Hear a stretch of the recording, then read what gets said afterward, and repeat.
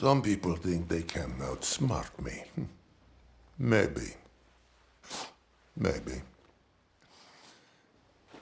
I've yet to meet one that can outsmart. T-34.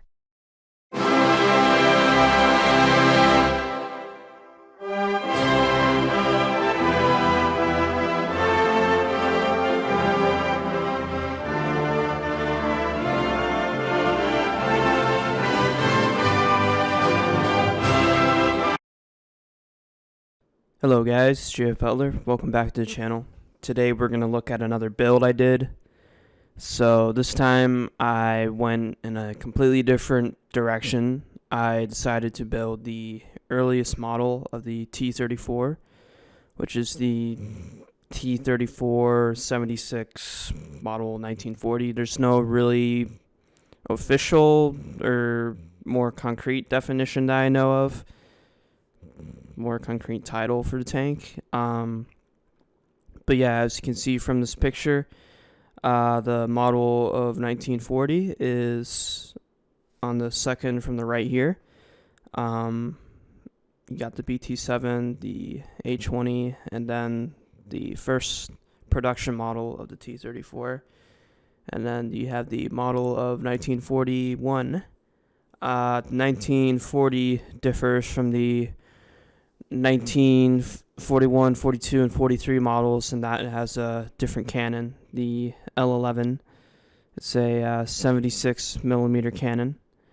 And the reason why they switched to a new cannon so early was because this cannon, frankly, wasn't very good. And if you play War Thunder, it's all right, but it's not great. Pretty low velocity. And even though they switched to the 1941 version, let me just go down here. So yeah, here's the 1940, and you can see the side profile, shorter cannon. And when they switched to the 1941 version, they just used new cannon, kept the same turret, but a new cannon. This is the F-34 cannon. A lot better in my opinion. And then in the 1942 version /43, they switched to a new turret, a hexagonal turret, you could say, six-sided. So anyways, after looking at some images, let's look at my build. So this is what I came up with. There's the blueprint that I referred to, and of course this is in 1/35th scale. So the problem with many Lego T-34s is that it's this area I find, and it's also the general the front of the tank, which I don't like a lot of the time. So you can see on mine, it's tiles and plates all throughout.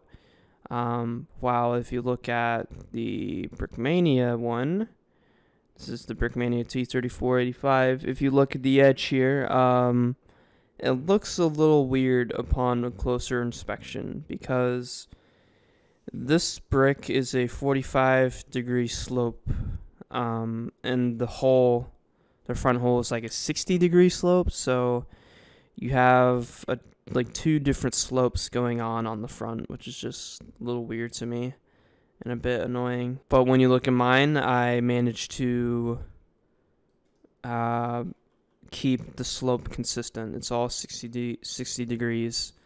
And this hatch does open, by the way, and this ball mount does move. I really like how this ball mount turned out. You can see this is actually a slope right here. This is the cheese slope, and it matches perfectly with the rest of the tank. Got some tools here. Got the road wheels here. And of course, these will be held on by double-sided U-clips. And this hatch does open up here. There is some playability, functionality to this. The main armament here can go up and down. And here's a light, as you can see on the blueprint here. I've seen some model 1940s that don't have the light and some that do. And I figured it would be pretty cool if I added the light to it. And since I already have this turret, I could just convert this straight away to a model of 1941, because they basically use the same turret, just have to change the gun mantlet really. Alright, so here's my renders of the model. This is the earliest render I have. You can see I'm still clearly working on it, but by this point I have the front slope already figured out. And moving on, here's another render. Took off the road wheels, put back on the road wheels. Here's the rear. I did have to switch out these bar pieces because these are not available in dark bluish gray, unfortunately. So there's that, and there's this, and then just another render there. And then here's my first attempt at a turret, and this looks really bad. This is like embarrassing. I'm embarrassed to show this, but hey, you gotta start somewhere. But yeah, this turret just looks way too small. It doesn't look complex at all. And then here's my second attempt at a turret. Once again, looks better, but doing this is really complicated and pretty tricky to pull off because it heavily relies on flex tubing, like the rigid hose, and just bending that, and that's not good. It's not good to rely on that, especially on a small scale build like this. And here's my third attempt at a turret, and this is very close to the final product. You see I got a different piece here, but this cone piece right here was not available in dark bluish gray, so I had to drop that. Just some more renders. So yeah, this is very close to the final design. And then here I switch over to color scheme to dark bluish gray. And then here I change the turret and I fix it. So now it's using pieces that are available in dark bluish gray. And then here's War Thunder screenshots I use for reference. You can see the one in War Thunder does not have the light on it on the turret. However, it does have lights on the front, and I might try to add those. I don't know. We'll see. But yeah. Anyways, that's the build. This will be known as part 1. An update on the Yak Panther. I have half of the packages. One is getting here today.